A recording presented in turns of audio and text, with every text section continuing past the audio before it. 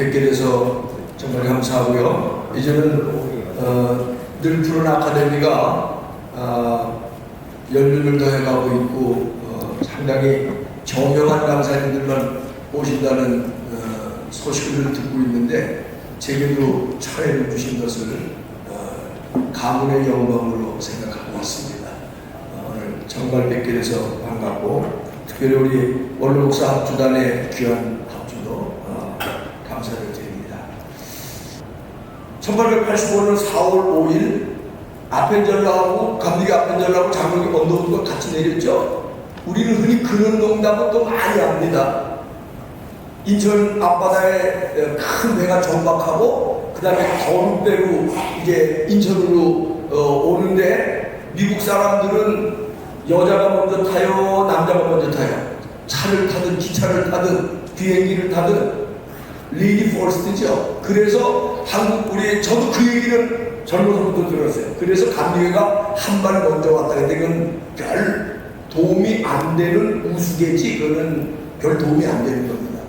사실은 아펜젤라 부인이 먼저 내렸고 그 다음에 아펜젤라 내렸고 언더우드는 싱글이었기 때문에 그 다음에 거룩배에 내렸고 거룩배가 인천 부두에 도착했을 때도 아펜젤라 부인이 레이디 퍼스트 그리고 아펜젤라 그리고 언더우드가 내렸을 거라고 하는 건 뭐 미루어 짐작해서는 타당한 거지만 역사적인 근거도 별로 없고 또 그렇게 한 발 먼저 내딛었다고 감리교가 장자라고 얘기하는 것은 그냥 우스개지요. 실제로 우리가 아는 김에 조금 더 알아야 될 건 그렇게 인천에 내렸는데 제물포에 내렸는데 언더우드는 그날로 서울 들어옵니다. 총각 혼자였기 때문에. 그런데 아펜젤라도 서울로 들어오고 싶었는데 미국 공사관에서 직원이 나와서 부인을 모시고 왔기 때문에 여자가 지금 경성에 들어가는 건 무지 시국적으로 어렵습니다. 그래서 아펜젤라는 언더우드는 먼저 경성에 들어왔는데 아펜젤라는 경성에 못 들어오고요. 제물포에서 일주일을 묵다가 상황이 개선되지 않아서 다시 배 타고 일본으로 갑니다. 그렇게 보면 감리교가 늦은 거죠. 사실. 왜? 아펜젤라는 1885년 4월 5일 날 제물포에 도착하고 그날로 바로 서울까지 왔는데 같은 배를 타고 왔던 아펜젤라 내외는 일주일을 제물포에 있다가 일본으로 되돌아갔다가 그게 8월인가 돼서 다시 들어오니까 늦은 거죠.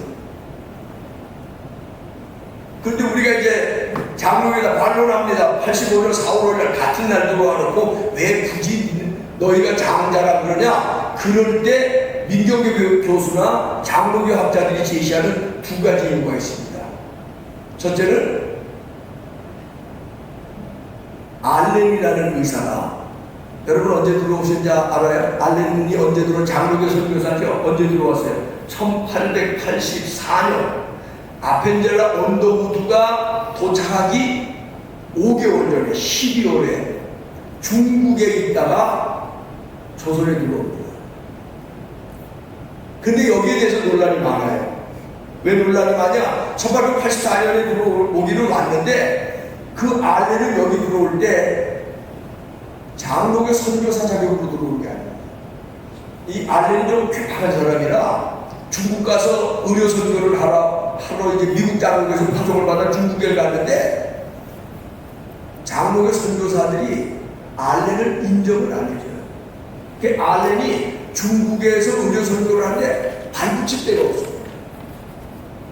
그래서 중국을 전전하고 있는데 어떤 친구가 알렌에게 이렇게 얘기해요. 야, 너 중국에 발붙일 데가 없어서 잘됐다. 조선하고 미국이 수교를 했는데 조선에 가서 의료 선교를 해보면 어떻겠냐. 그래서 알렌이 당시에 미국 조선공사였던 후트 장군에게 편지를 보내요. 내가 이마이마에서 중국 선교 의료 와 있는데 조선이 열렸다니 내가 조선에 가고 싶은데 나를 좀 조선에 불러주십시오. 그랬더니 후트 공사에게 편지가 왔는데 안 됩니다. 지금 조선은 선교사를 받아들일 여건이 안 됩니다. 그런데 알렌이 또 편지를 합니다. 다른 방법 없겠습니까? 그랬더니 미국 공사관에서 연락을 하는데 당신이 꼭 들어오려면 미국 공사관의 의사 자격으로 와라. 그것도 정식 임명이 아니라 촉탁 형식으로 우리가 초청해줄 수는 있으니 와서 미국 공사관에서 미국 직원들 건강을 돌보는 촉탁의사 역할을 하겠다면 내가 불러줄 수 있다. 그래서 미국 공사 촉탁의사로 와요. 그래서 몇 달을 있는데 1884년 12월에 갑신정변이 일어나죠. 그때에 아시는 대로 고종의 처조카에, 그러니까 민비, 명성황후의 조카뻘이 되는 민영에게 칼을 맞아서 피를 흘리고 죽어가는데 궁중 의사들이 속수무책입니다. 그때 고종이 미국 공사관에 의사가 와 있다는 얘기를 듣고 알렌을 부르죠. 그래서 알렌이 달려와서 밤늦게 수혈을 하고 수술을 해서 민영이를 살려냅니다. 그러니까 고종 황제가 알렌을 불러갖고 민영이가 살아난 후에 너무 큰 일을 해줘서 고맙다고, 내가 당신에게 어떻게 보답하면 좋겠냐고, 상금을 좀 내리면 좋겠냐고 그랬더니 알렌이 하는 얘기가, 저는 돈이 필요하지 않습니다. 조선에 서양식 병원을 내는 것이 제 희망입니다. 그래서 고종이 정독에다가 서양식 병원, 시작으로 알고 있는 제주문을 낼 수 있도록 허락을 해줘서 1885년 1월 달에 제주문을 정독에 설립합니다. 이제 그걸 가지고 장독에서는 우리가 먼저다, 알렌 때문에 먼저다, 이제 그렇게 얘기하는데, 알렌은 장독에서 정식 파송받아서 조선에 온 선교사도 아니고 미국 공사관에 의사로 있다가 그런 기회로 첫 병원을 열게 된 사람이고, 나중에 그 알렌은 선교사의 직책을 포기하고 미국 공사가 됩니다. 그래갖고 미국 공사가 돼가지고는 미국의 국익을 위해서 일하는 정치가, 행정가로서의 역할을 하는데, 알렌하고 얽힌 재밌는 일화가 있습니다. 우리나라에 그 노다지라는 말이 있죠. 노다지라는 말. 그 노다지라는 말의 어원이 어디서 온 줄 아세요? 알렌에게서 온 겁니다. 알렌이 공사가 돼가지고 조선 팔도를 쫙 보니까 함경도 쪽에 금강이 있다는 걸 알게 됐어요. 그래서 조선 정부로부터 금강 채굴권을 받고 미국이 그 채굴권을 받아서 거기서 캔 금으로 미국에 얼마나 많이 보내는지 몰라요. 그걸 갖고 반미하는 사람들이, 선교사들이 와서 결국은 알렌이 공사가 돼서 조선의 불을 캐가다가 미국을 갖다가 준 거 아니냐. 그래서 그게 반미의 근거로도 나오고 드라마 같은 데도 나오는 얘기예요. 그런데 그때 함정도에서 진짜 금이 나왔단 말이에요. 그러니까 금이 나오니까 알렌이 시찰을 왔는데 조선 사람들이 금을 다루는 거예요. 그러니까 알렌이 조선 사람들에게 노타치, 너 이게 얼마나 비싼 건들한테 조선, 좀 직설적으로 조선 놈들, 니들이 못 내리고 타치하래. 노타치.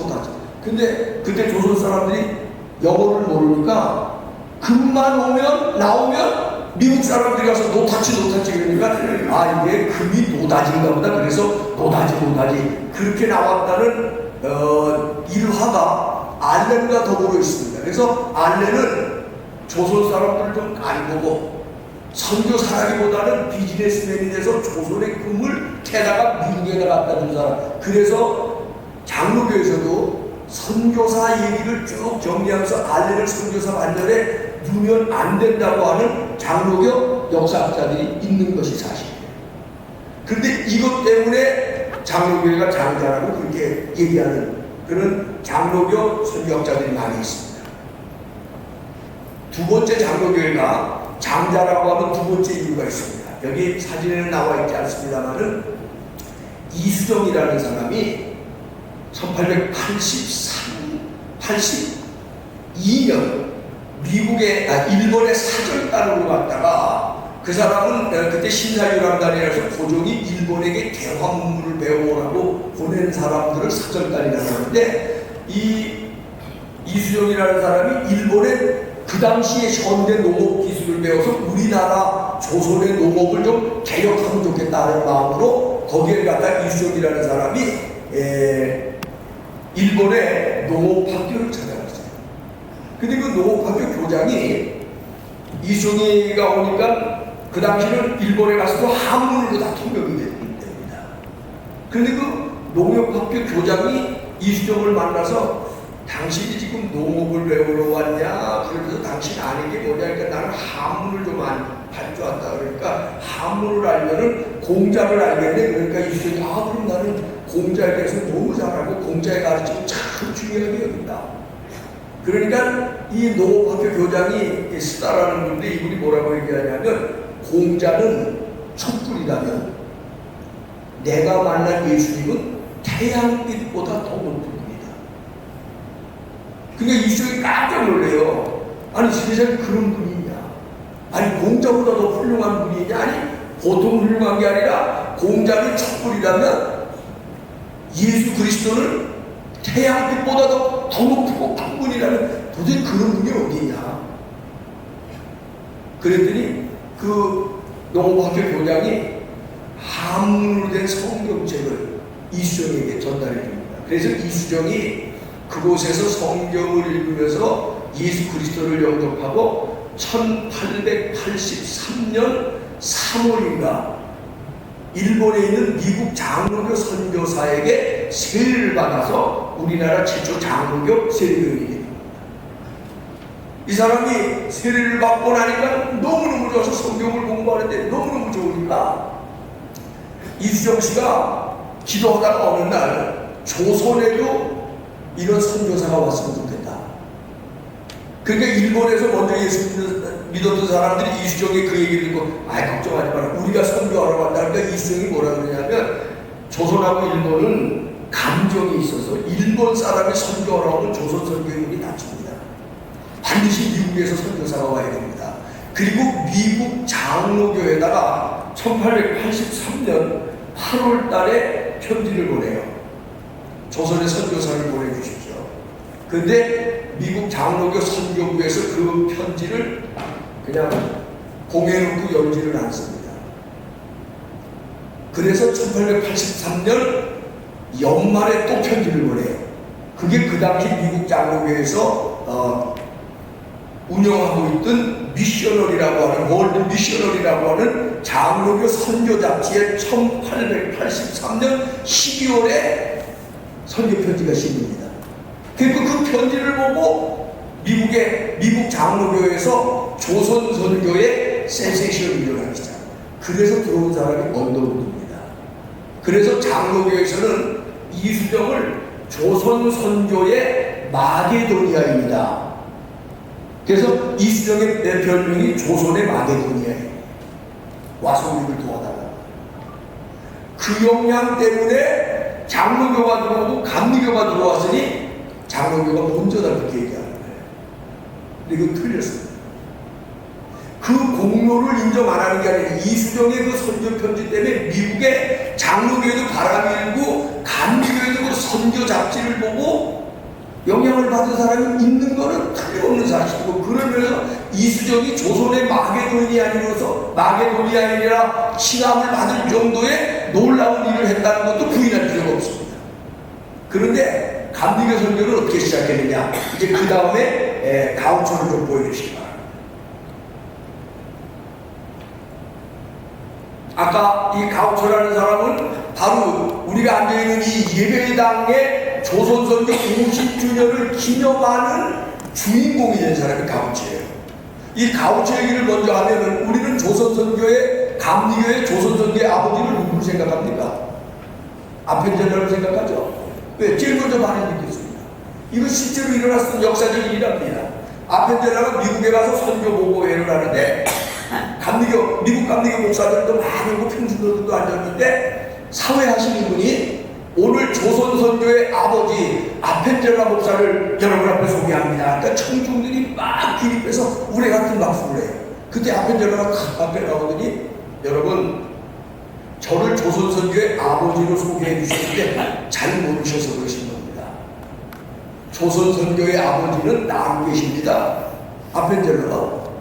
근데 그 앞에 여기 김현기 목사님 앉아 계신 그 자리에 지금 가우처가 앉아 있는 거예요. 여러분 조선 선교의 진짜 아버지 짠 가우초 목사를 여러분에게 소개합니다.